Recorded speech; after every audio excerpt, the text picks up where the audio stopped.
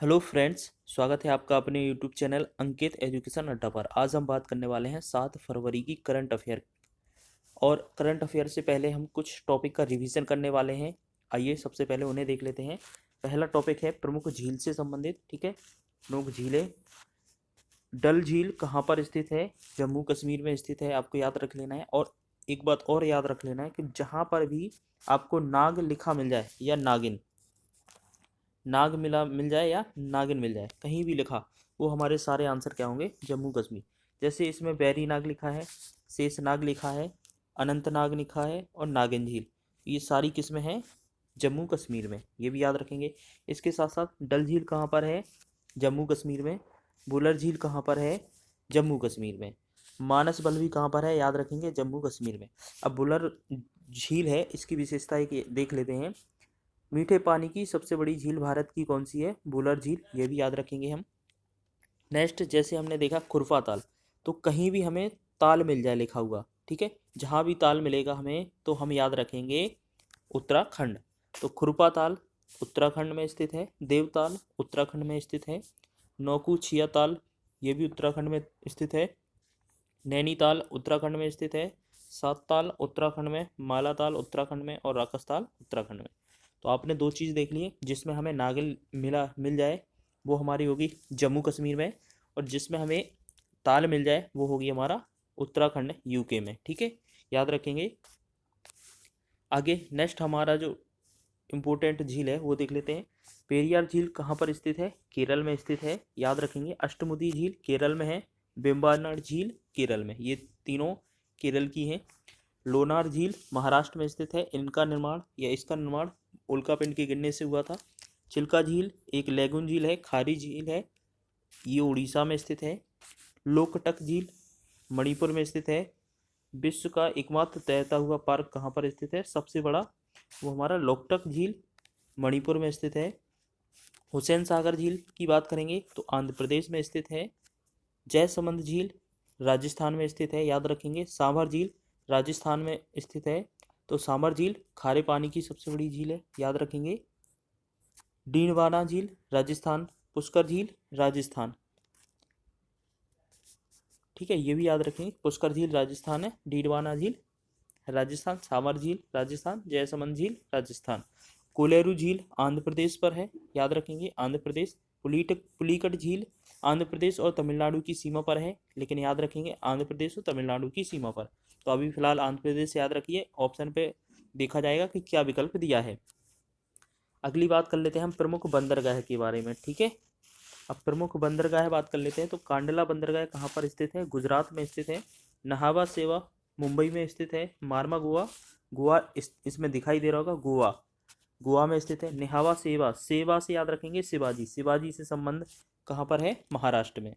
कांडला गुजरात में है। कोच्चि आपने कई बार सुना होगा, कोच्चि केरल में स्थित है ये बंदरगाह। मुंबई बंदरगाह मुंबई महाराष्ट्र में है, ठीक है। मंगलूर, मंगलूर में जैसे बंगलूर जैसा साउंड आ रहा है, तो बंगलूर कर्नाटक में, याद रखेंगे हम। पारादीप, पारादीप उड़ीसा, ठीक है, पारादीप उड़ीसा में स्थित है। एन्नोर, एन्नोर तमिलनाडु में स्थित है। विशाखापट्टनम, विशाखापट्टनम आंध्र प्रदेश में स्थित है, याद रखेंगे। तूतीकोरिन तमिलनाडु में स्थित है। चेन्नई तमिलनाडु में स्थित है। कोलकाता पश्चिम बंगाल में स्थित, ठीक है। ये सारे बंदरगाह बहुत ही इंपॉर्टेंट है, आपको याद रखने हैं। आगे बात करते हैं हम प्रमुख भाग के बारे में। अब पॉलिटी से संबंधित एक टॉपिक ले लिया है रिवीजन के लिए। पहले भाग, जो भाग टोटल कितने हुए हैं? 25 हो गए हैं जैसे, और शुरुआत में भाग कितने थे? 22 थे, ठीक है। अब कितने हो गए हैं? 25। तो हमसे ये पूछा जा रहा है कि जो इम्पोर्टेंट भाग है वो कौन सा भाग किससे संबंधित है? इम्पोर्टेंट याद रखेंगे, पहला भाग संघ एवं उसका राज्य क्षेत्र से याद रखेंगे। दूसरे में है नागरिकता, नागरिकता याद रखेंगे, बहुत ही इंपॉर्टेंट है। तीसरा तो आप बहुत ही अच्छे तरीके से याद करके जाना, तीसरा किससे? मौलिक अधिकार से संबंधित है। और इसके अनुच्छेद भी पूछे जा सकते हैं, कितने? 12 से लेकर 35 तक इसके अनुच्छेद हैं। राज्य के नीति निदेशक तत्व भाग 4 में है, ठीक है। ये 36 से अनुच्छेद से लेके 51 अनुच्छेद तक हैं। भाग 4 का याद रखेंगे, मौलिक कर्तव्य मूल कर्तव्य से संबंधित है। इसमें 51 ए या 51 का जोड़ा गया है। ठीक है, इसको भी याद रखेंगे। पांचवा संघ से संबंधित है, याद रखेंगे। छठवां राज्य से संबंधित है। सातवां भाग हटा दिया था, ठीक है, फिर भी हम 6 याद रख लेंगे। पहला संघराज, दूसरा नागरिकता, तीसरा मौलिक अधिकार, चौथा राज्य के नीति निदेशक तत्व, 4 का में मौलिक कर्तव्य, 5 में संघ, फिर छठवें में राज्य। 8वां इंपोर्टेंट भाग याद रखते हैं, इसका है संघ राज्य क्षेत्र। अब इसके बाद अब बात करते हैं हम 14वें भाग की। 14वें भाग में क्या है, संघ और राज्य के बीच शक्तियों का जो विभाजन है, उनके बीच जो शक्तियां बांटी गई हैं वो किस तरीके से बांटी गई हैं, इसका विभाजन, ठीक है, और इसके बीच सेवाएं हैं। और ये जो है संघ और राज्य के बीच अधीन सेवाएं हैं भाग 14 में।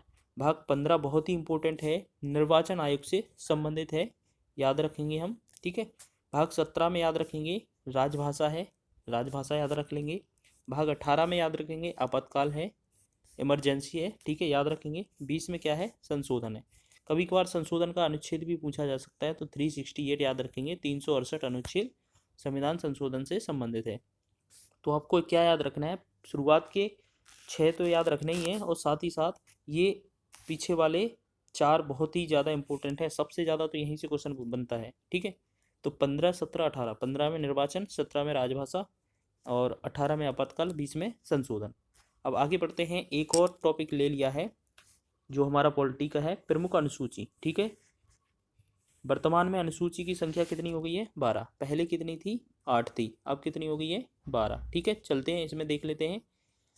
पहली जो सूची है वो किससे संबंधित है, संघ राज्य क्षेत्र से संबंधित है। दूसरी सूची है वेतन भत्ते से संबंधित है, इसको याद रखेंगे। तीसरा इंपॉर्टेंट जो हमारी अनुसूची है वो शपथ से रिलेटेड है। तो 3 इंपॉर्टेंट हो गई, संघ, फिर वेतन, फिर शपथ, फिर संघ, राज्य, वेतन और शपथ। अब 4 में देख लेते हैं। 4 में है राज्यसभा के प्रतिनिधि, ठीक है, याद रखेंगे, इससे संबंधित है। 5वां है अनुसूचित जाति का प्रशासन या उसका क्षेत्र, और 6वें में उन क्षेत्रों के नाम दिए गए हैं, जैसे असम, त्रिपुरा, मेघालय, मणिपुर। ATM या ATMM, इससे A से असम, T से त्रिपुरा, M से मेघालय, M से मणिपुर। चारों नाम याद रखिएगा। कभी कभार इनका सीक्वेंस बदल के दे देता है, कभी किसी में मणिपुर नहीं दिया, कोई और दे दिया, 4 विकल्प बनाना है, कभी मणिपुर साथ में लिख दिया, कभी पश्चिम बंगाल साथ में लिख दिया, इस तरीके से आपसे विकल्प दिए जा सकते हैं। तो आपको याद रखना है, 6वां बहुत ही इंपॉर्टेंट है, याद रखेंगे। आगे 7वीं इंपॉर्टेंट सूची है, ये सूची से संबंधित है। इसके अंदर 3 सूची आती है, संघ सूची, राज्य सूची और समवर्ती सूची। अगर बात करें संघ सूची में जो अधिकार होता है, केंद्र को बनाने का अधिकार होता है। राज्य सूची में राज्य को बनाने का अधिकार होता है, और एक समवर्ती सूची होती है, उसमें दोनों को बनाने का अधिकार होता है, ठीक है। और मतभेद होने पर केंद्र सरकार का ही मान होता है। इसके साथ साथ याद रखेंगे जो अपशिष्ट सूचियाँ होती हैं, उनका जो कर्ता धर्ता है या लेखन है वो केंद्र सरकार के पास होता है। अब बात करेंगे 8वीं अनुसूची, बहुत ही इंपॉर्टेंट है, भाषा, ठीक है। इसमें कितनी भाषाओं का उल्लेख किया गया है, 22 भाषाओं का उल्लेख किया गया है, आपको याद रखना है, बहुत ही इंपॉर्टेंट है। तो इसी से संबंधित एक क्वेश्चन पूछा जा रहा है आपसे कि जो राष्ट्रीय हिंदी दिवस है वो कब मनाया जाता है, कमेंट करके बताइएगा। और विश्व हिंदी जो विश्व हिंदी का दिवस होता है, डे होता है, वो कब मनाया जाता है, 10 जनवरी को। बस कमेंट करके बताना है आपको राष्ट्रीय हिंदी दिवस कब मनाया जाता है। 9वीं अनुसूची भूमि सुधार से संबंधित है, ठीक है, पहले संविधान संशोधन के द्वारा जोड़ी गई थी, याद रखेंगे। 10वीं अनुसूची दल बदल से याद रखेंगे, 10 से 10 और 10 से दल बदल। 11वीं अनुसूची पंचायती राज से संबंधित है, यह हम बात करेंगे ग्रामीण इलाके से संबंधित है। 12वीं अनुसूची शहरी क्षेत्र से संबंधित है, इसका प्रशासन से है, यह हम करेंगे शहर से संबंधित है। लोकसभा और राज्यसभा में कुछ अंतर देख लेते हैं। लोकसभा और राज्यसभा में अंतर। लोकसभा क्या होता है, बात करें, इसमें अधिकतम सदस्य संख्या 552 हो सकती है, 226 तक कोई परिवर्तन नहीं किया जाएगा। लेकिन वर्तमान में कितनी, पहले 545 थी, अब 543 कर दी गई है, 2 पद हटा दिए गए हैं। इसकी जो चुनने की न्यूनतम आयु है वो कितनी है, 25 वर्ष, याद रखेंगे, बहुत ही इंपॉर्टेंट है, सबसे ज़्यादा क्वेश्चन तो यही पूछा है। लोकसभा के सदस्य का कार्यकाल कितना होता है, 5 वर्ष होता है, ये भी याद रखेंगे। सदन कैसा होता है, अस्थायी होता है। अस्थायी होता है तो कैसा रहेगा, निम्न सदन रहेगा, ठीक है, याद रखेंगे। निम्न उच्च में भी पूछा जा सकता है। प्रथम अध्यक्ष कौन थे, GV मावलंकर थे, याद रखेंगे। और वर्तमान अध्यक्ष कौन है, ओम बिरला। इसके बाद हम राज्यसभा में बात करेंगे तो अधिकतम सदस्य संख्या कितनी हो सकती है, 250 हो सकती है। वर्तमान में कितनी है, 245। इसकी न्यूनतम आयु चुनने की क्या है, 30 वर्ष है, याद रखेंगे। कार्यकाल इसके सदस्यों का कितना होता है, 6 वर्ष का। राज्यसभा का कोई कार्यकाल नहीं होता है, लेकिन जो इनके सदस्य होते हैं उनका कार्यकाल कितने वर्ष का होता है, 6 वर्ष का। यह एक स्थायी सदन होता है, इस वजह से इसे उच्च बोला जाता है। ठीक है, तो आपसे पूछा जाए उच्च सदन कौन है, राज्यसभा। निम्न सदन कौन है, लोकसभा। प्रथम अध्यक्ष इसके कौन थे, राज्यसभा के, डॉक्टर सर्वपल्ली राधाकृष्णन। ठीक है, या हम ये बात याद रख लेंगे कि जो उपराष्ट्रपति होता है वही इसका अध्यक्ष होता है। तो वर्तमान में अगर बात करें इसके अध्यक्ष कौन है, जगदीप धनखड़, क्योंकि यही उपराष्ट्रपति हैं। आगे बात करते हैं, अब हम स्टार्ट करने वाले हैं 7 फरवरी की करंट अफेयर। चलिए देखते हैं 7 फरवरी की करंट अफेयर। पहला इंपॉर्टेंट प्रश्न है हमारा, हाल ही में पहली बार मनाए गए सर्वोच्च न्यायालय के स्थापना दिवस के अवसर पर मुख्य अतिथि किसे बनाया गया है। तो अभी बात करें, 2-3 इंपॉर्टेंट प्रश्न बनेंगे जो मुख्य अतिथि से रिलेटेड बनेंगे। ठीक है, तो पहले इसका बात कर लेते हैं। जो सर्वोच्च न्यायालय की स्थापना दिवस है ये पहली बार मनाया गया, अब तक ये एक बार भी नहीं मनाया गया। ठीक है, मनाया गया था, लेकिन ये कौन सी वर्षगांठ है, ये 73वीं वर्षगांठ है। अगर बात करें ये कौन सी गांठ थी, ये किस कौन से नंबर का था, 73वें नंबर का। अब बात करें ये पहली बार मनाया है। ठीक है, अगर बात करें सर्वोच्च न्यायालय सुप्रीम कोर्ट ने अपना जो कार्यकाल है कब शुरू किया था, प्रारंभ कर दिया था, तो 28 जनवरी को। ठीक है, 28 जनवरी को, और कब, 1950 में। ये भी याद रखेंगे, 28 जनवरी 1950 में। अब बात करते हैं इसके जो अभी मुख्य अतिथि चुने गए हैं वो कौन थे, सुंदरेश मेनन। अब ये कौन है वर्तमान में, अब बात करें तो ये सिंगापुर के मुख्य न्यायाधीश हैं, ये भी याद रख लेंगे।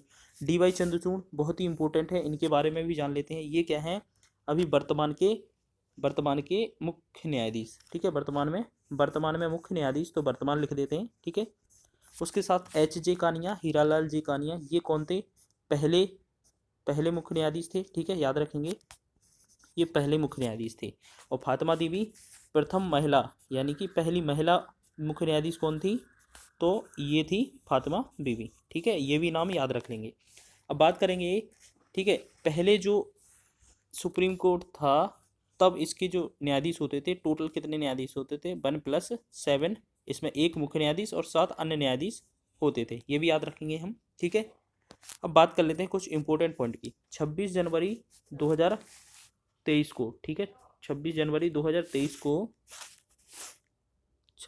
2023 को जो अतिथि बुलाए गए थे गणतंत्र दिवस की परेड पर, वो कौन थे, तो अब्दुल फतेह सीसी थे, ये मिस्र के राष्ट्रपति थे, याद रखेंगे। अब एक और व्यक्ति थे, प्रवासी भारतीय दिवस सम्मेलन में मुख्य अतिथि चुने गए थे। ये जो प्रवासी भारतीय सम्मेलन है ये 17वां था। ठीक है, ये भी याद रखेंगे। इसमें भी एक व्यक्ति बुलाए गए थे, वो कौन थे, मोहम्मद इरफान गुआना के राष्ट्रपति थे, मोहम्मद इरफान। अगर बात करें ये 17वां प्रवासी भारतीय सम्मेलन, और इसका जो आयोजन है वो कहाँ किया गया था, एमपी में किया गया था, ये भी याद रखेंगे। सुप्रीम कोर्ट किस अनुच्छेद के तहत रिट जारी करता है, तो अनुच्छेद कौन सा था इनका, 32, जिसे हम संवैधानिक उपचारों का अधिकार कहते हैं। ठीक है, और हाई कोर्ट है वो रिट कौन से अनुच्छेद के तहत जारी करता है, 226। ठीक है, दोनों का याद रखेंगे। और ये सुप्रीम कोर्ट, हाई कोर्ट है, ये जैसे मौलिक अधिकारों का उल्लंघन होता है तब ये रिट जारी करता है, अन्यथा हर किसी संवैधानिक स्थिति में सिर्फ सुप्रीम कोर्ट ही रिट जारी कर सकता है। ठीक है, सुप्रीम कोर्ट के जो सदस्य होते हैं उनका कार्यकाल कितना होता है, अधिकतम 65 वर्ष की आयु तक होता है, ये भी याद रखेंगे आप। ठीक है, अब बात करते हैं अगले क्वेश्चन की। अगला दूसरा इंपॉर्टेंट क्वेश्चन है हमारा, मध्य क्षेत्रीय परिषद की 15वीं बैठक का आयोजन कहाँ किया गया। बहुत ही इंपॉर्टेंट क्वेश्चन है, आप याद रखेंगे कहाँ किया गया, तो इसका आंसर होगा हमारा ऑप्शन नंबर बी, उत्तराखंड में आयोजित किया गया। इसमें शामिल कौन कौन रहा था, यूपी शामिल रहा था, एमपी शामिल रहा था। ठीक है, और इसके साथ साथ जैसे हम बोलें यूपी हो गया, एमपी हो गया, और उत्तराखंड, यूके शामिल है, यूके तो वैसे ही यहाँ मेजबानी कर रहा है तो शामिल होगा, और साथ में छत्तीसगढ़। तो ये 4 राज्य थे, ये इसमें भाग ले रहे हैं। ठीक है, भाग लिए हैं इसमें। अब और अगर बात करें इसकी अध्यक्षता किसने की, ठीक है, वर्तमान में इसके अगर बात करें अध्यक्ष कौन रहे थे, तो इसकी अध्यक्षता जो की थी वो किसने की थी, गृह मंत्री ने, गृह मंत्री ने। अब कमेंट करके आपको बताना है कि वर्तमान में गृह मंत्री कौन है। ठीक है, तो आपको दूसरा नंबर आपको लिखना है और इसमें आंसर बता देना है, दूसरे का ये वाला आंसर होगा। अब बात करते हैं इसकी कुछ इंपॉर्टेंट पॉइंट की। जैसे हमसे बोला जाए कि अंतर्राज्यीय परिषद के अध्यक्ष कौन होते हैं, पीएम, पीएम होते हैं, तो पीएम नरेंद्र मोदी हैं।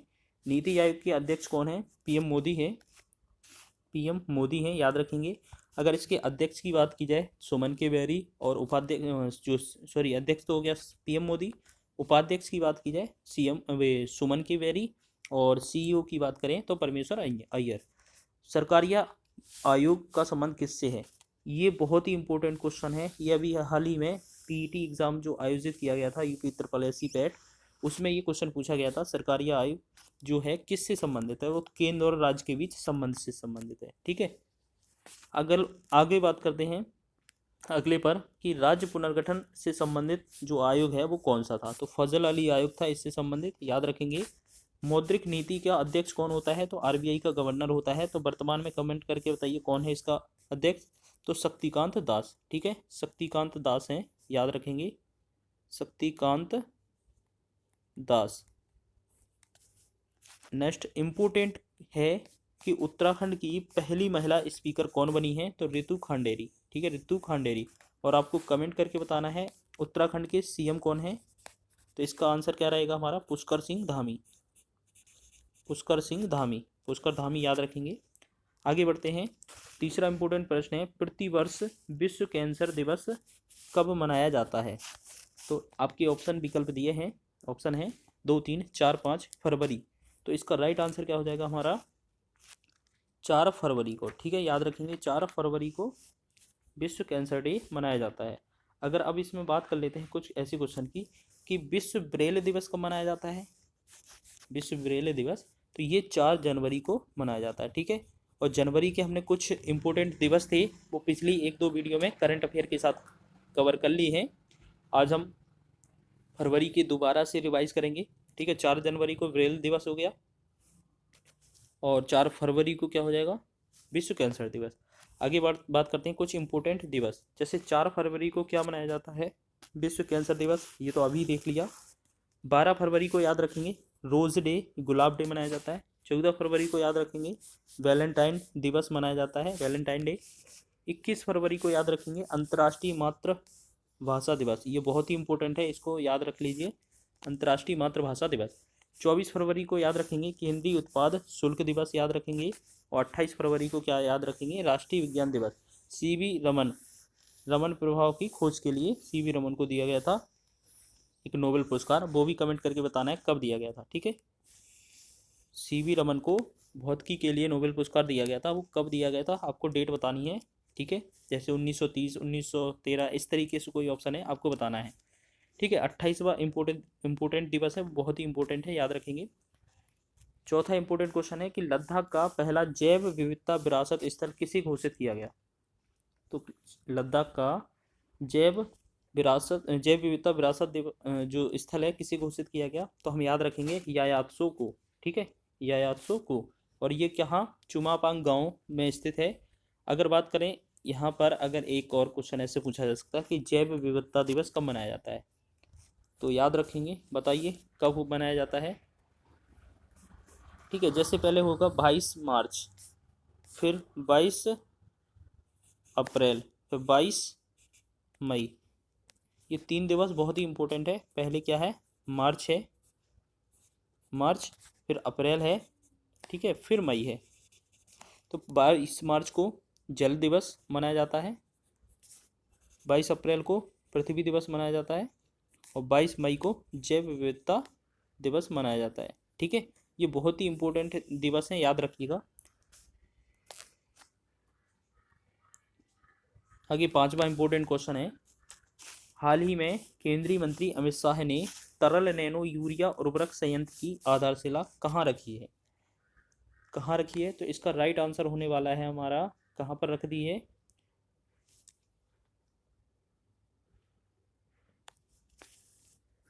तो इसका राइट आंसर होने वाला है हमारा ये बेदघर, जो बेदघर है ना, बेदघर, या इसे सीधा याद रखेंगे, झारखंड में स्थापित की गई है। और पहला संयंत्र कहाँ था, फर्स्ट की याद रखेंगे, पहला संयंत्र कहाँ था, कलोल गुजरात में। ठीक है, कलोल गुजरात में याद रखेंगे। और जो अभी दूसरा था वो कहाँ था, प्रयागराज यूपी में, प्रयागराज यूपी में। तो अभी तक कितने, 5 संयंत्र स्थापित हो चुके हैं। पहला कलोल गुजरात में, दूसरा प्रयागराज यूपी में, और जो पांचवा है वो कहाँ पर आधारशिला रखी है अमित शाह ने, तो इसका पांचवा था झारखंड में। आगे बढ़ते हैं क्वेश्चन नंबर 6 की ओर। छठवां क्वेश्चन है, हाल ही में भारतीय रेलवे द्वारा एक भारत श्रेष्ठ भारत, ठीक है, एक भारत श्रेष्ठ भारत योजना के तहत कौन सी रेल सेवा प्रारंभ करने की घोषणा की गई है। तो इसके तहत कौन सी रेल सेवा प्रारंभ की गई है, ऑप्शन नंबर सी वाला, भारत गौरव रेल सेवा। आपको याद रखना है, ये हमारा राइट आंसर हो जाएगा। ठीक है, आगे बढ़ते हैं। इसमें पूछा जाए दो इम्पोर्टेंट, बहुत ही क्वेश्चन इम्पोर्टेंट है, ये बहुत ही इम्पोर्टेंट क्वेश्चन है, ये कई बार एग्जाम में पूछे गए हैं। रेल बजट को आम बजट से, यानी कि रेल बजट को सामान्य बजट से अलग किस समिति के आधार पर किया गया था। तो अलग की बात करें तो एकवर्थ आयोग था। ठीक है, 1924-25, या याद रखेंगे 1924 की बात है। ठीक है, 1924 में अलग किया गया था एकवर्थ समिति या एकवर्थ आयोग के आधार पर। और इसे मिलाया कब गया था, 2017 में मिलाया गया था, विवेक देवराय समिति, 2017। बहुत ही इंपॉर्टेंट है ये क्वेश्चन, डायरेक्ट ही पूछे गए हैं।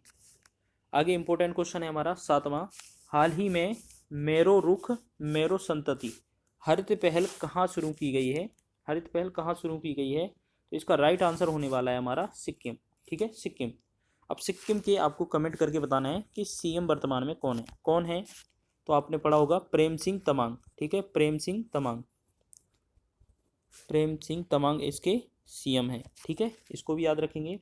और अगर बात करें, यहाँ पर एक योजना चलाई गई थी, अम्मा बहनी, अम्मा और बहनी, अम्मा और बहनी योजना, बहुत ही इंपॉर्टेंट है, एग्जाम में पूछी जा सकती है। अम्मा और बहनी योजना कहाँ चलाई गई थी, सिक्किम में। ठीक है, सिक्किम को पूर्ण राज्य का दर्जा किस संशोधन के तहत दिया गया था, तो 36वां संविधान संशोधन था। ठीक है, 36वां संविधान संशोधन था।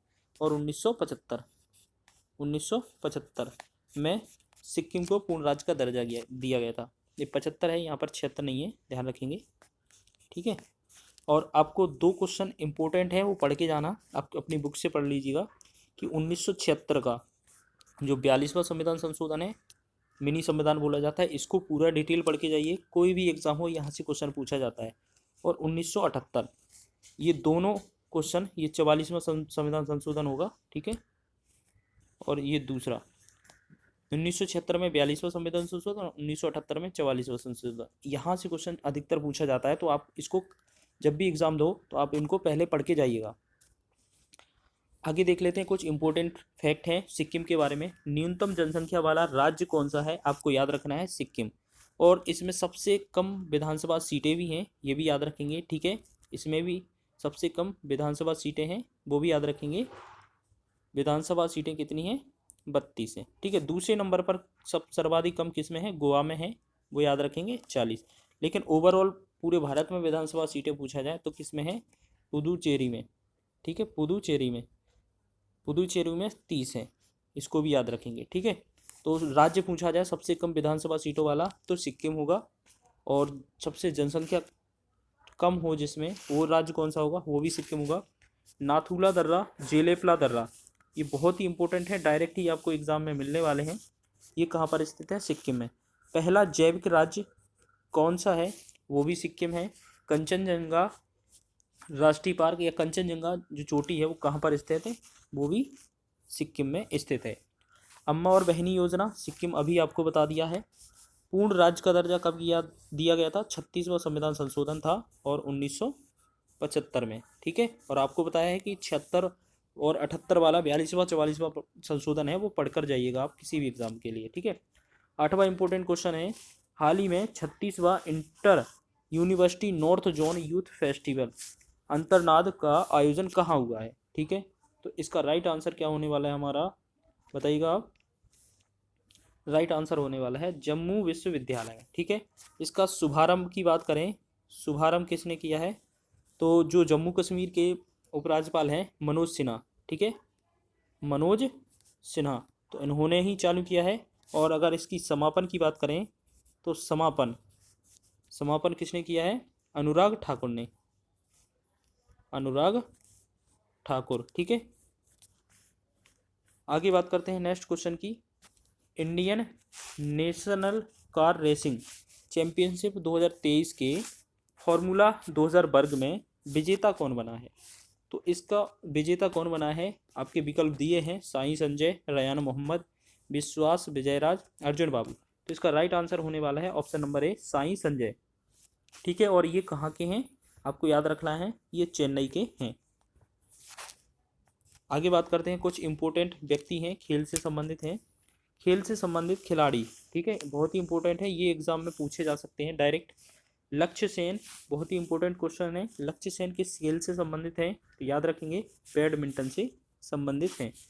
प्रज्ञानंद की याद रखेंगे, प्रज्ञानंद किस खेल से संबंधित है, शतरंज से संबंधित हैं। कोनेरू हम्पी याद रखेंगे, शतरंज खिलाड़ी हैं। शरद कमल टेबल टेनिस खिलाड़ी हैं, ये भी याद रखेंगे। पंकज आडवाणी बिलियर्ड्स खिलाड़ी हैं। और एक क्वेश्चन और याद रखेंगे कि शरद कमल मेजर ध्यानचंद पुरस्कार विजेता भी हैं इस बार के।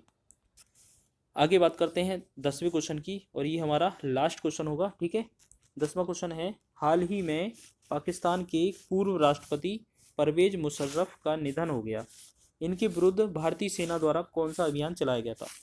ठीक है, तो अब बात करें कब, 1992 की बात चल रही है, सॉरी 1991 में भारत पाकिस्तान के साथ कारगिल युद्ध हुआ था। तो उस समय अपनी जो सेना है उसके द्वारा पाकिस्तान के खिलाफ कौन सा ऑपरेशन चलाया गया था, तो ऑपरेशन कौन से हैं, 4 विकल्प दिए हैं, ऑपरेशन विजय, ऑपरेशन मेघदूत, ऑपरेशन पोलो, ऑपरेशन पवन। ठीक है, तो इसका राइट आंसर होने वाला है ऑप्शन नंबर ए ऑपरेशन विजय। ठीक है, ये बहुत ही इंपॉर्टेंट क्वेश्चन है, याद रखेंगे। और ऑपरेशन मेघदूत की बात और कर लेते हैं, जैसे मेघदूत में 1984 की बात है। ठीक है, सियाचिन पर जो अपनी अधिकार करने के लिए सियाचिन, ठीक है, सियाचिन से याद रखेंगे, सिया से याद रखेंगे, सियाचिन पर अधिकार करने के लिए ऑपरेशन मेघदूत चलाया गया था। और तीसरा भी बहुत ही इंपॉर्टेंट है, कई बार एग्जामों में ये भी पूछा जा चुका है कि ऑपरेशन पोलो कहाँ चलाया गया था, तो 1948 में चलाया गया था। ठीक है, और किसे, हैदराबाद में, हैदराबाद को भारत में विलय करने के लिए। ठीक है, बहुत ही इंपॉर्टेंट क्वेश्चन थे आज के इस सेशन में। यदि आपको ये वीडियो अच्छी लगी हो तो प्लीज़ इस वीडियो को लाइक और शेयर करें, और यदि आपने ये हमारा चैनल अब तक सब्सक्राइब नहीं किया है तो प्लीज़ हमारे इस चैनल को सब्सक्राइब कर लें। तब मिलते हैं अगले वीडियो में।